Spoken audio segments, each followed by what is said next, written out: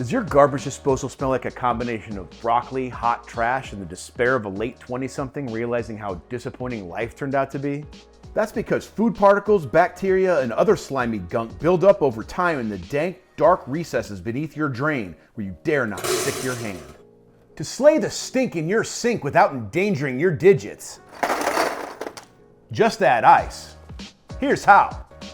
Remove the rubber splash guard. Fill the garbage disposal side of your sink drain to the brim with ice cubes. Add some coarse salt. Add some citrus peels.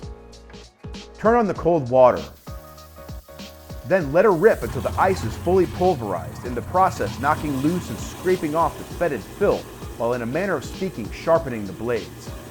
Watch in delight-slash-disgust as your disposal horks up a sickening Slurpee like when that last frozen margarita comes back up on you.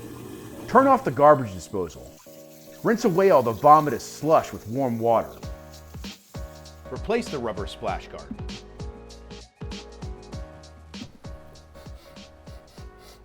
You smell that? No? Exactly.